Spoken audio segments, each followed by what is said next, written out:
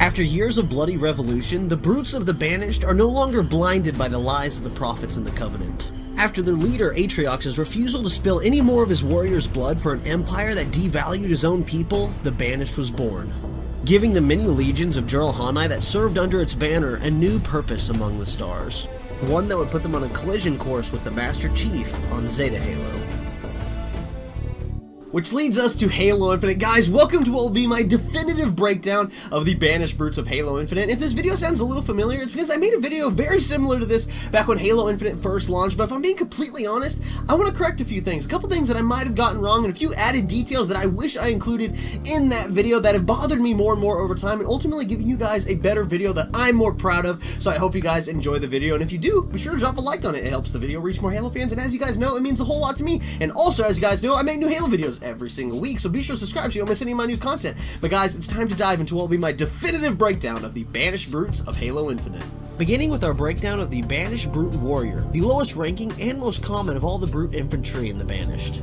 The legions of warriors are generally made up of the youngest Juralhani of the packs, and are eager to prove themselves in battle in order to progress through the ranks of the Banished. Equipped with the most basic gear, the brute warrior's armor is made up of blue armored plates held together by leather straps, as opposed to the more elegant recharging energy shields worn by the Sangheili.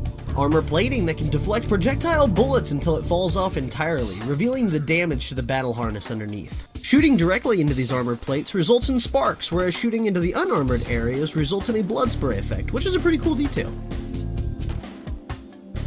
Banished Brute Warriors are most often seen equipped with the Bladed Brute Mangler, though it's not uncommon to see them wielding plasma weapons like the Pulse Carbine, or really switching out their weapon with any other weapon they find on the battlefield.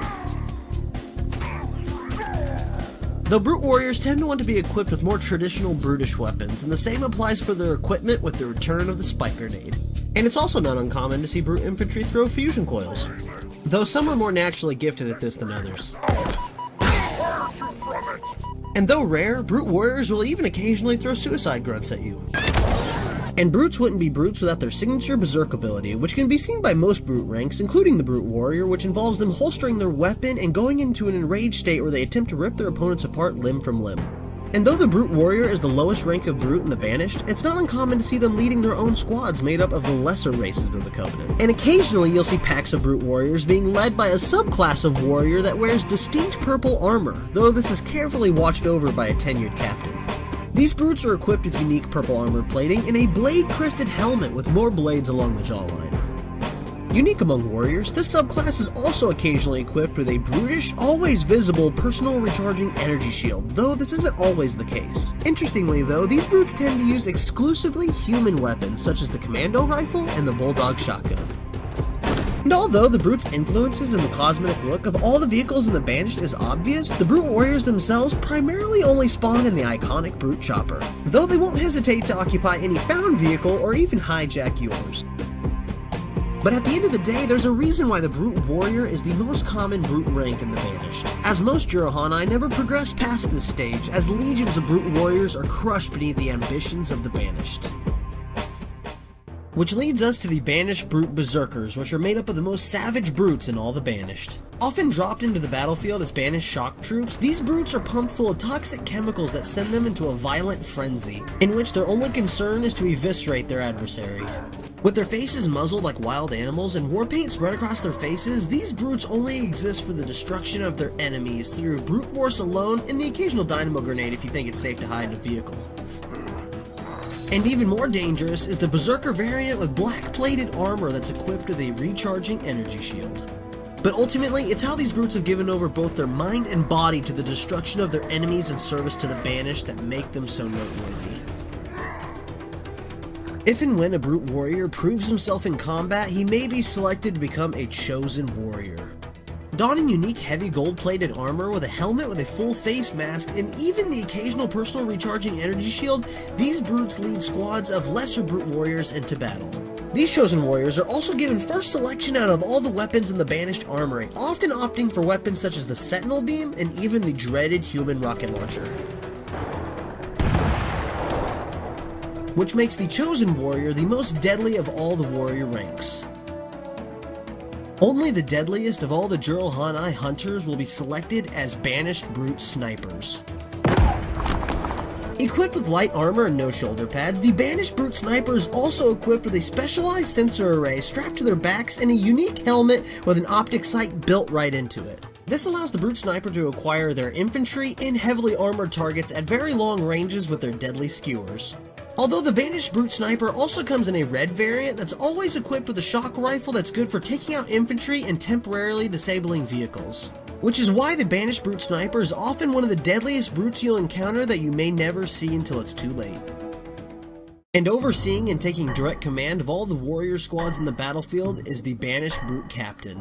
Made up of some of the most battle-hardened brutes in all the Banished, the Brute Captains often have their eyes on becoming Brute Chieftains themselves. Instantly recognizable by their heavy red brute-plated armor and a helmet that's very reminiscent of the Brute Captains of the Covenant, the Banished Brute Captains are also equipped with a jump jetpack that they can use for a devastating melee attack.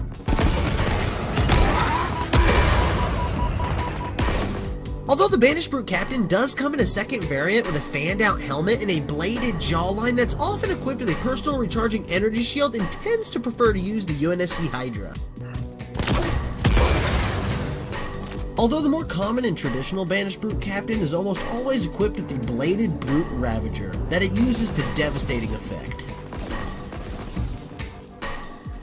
And though the Brute Captain is near the top of the Banished Brute hierarchy, the Banished Brute Captain can see one more advancement before he's only answerable to the Banished Brute Chieftains themselves, and that is the Banished Brute Warlord. Equipped with their sleek silver-plated Brute Captain armor and fancy Forerunner weapons such as the Heat Wave, the Brute Warlord is one of the highest ranks that a Brute in the Banished can possibly attain. Which finally leads us to the Banished Brute Chieftain, only answerable to the War Chiefs and Atriox himself. Banished Brute Chieftains come in a Banished red Brute armor plating and a silver armor plating similar to that of the Brute Warlord, and are only equipped with the heaviest of Banished weapons, with returning favorites such as the classic Brute Gravity Hammer, Plasma Turret, and the all-new Scrap Cannon. The Banished Brute Chieftain with his iconic headdress represents the top tier of Brute infantry on the battlefield and are only made up of the strongest clan leaders in all of the Banished, with a long-lasting legacy going back before not only the Banished but the Covenant as well.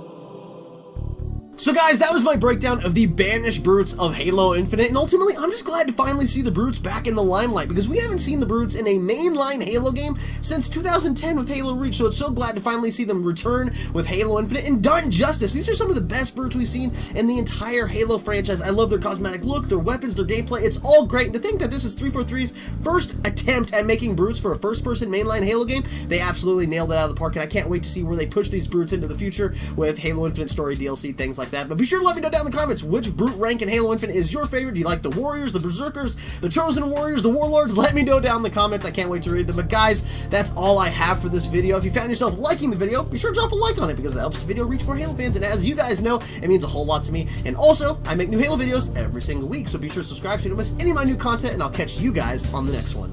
See ya.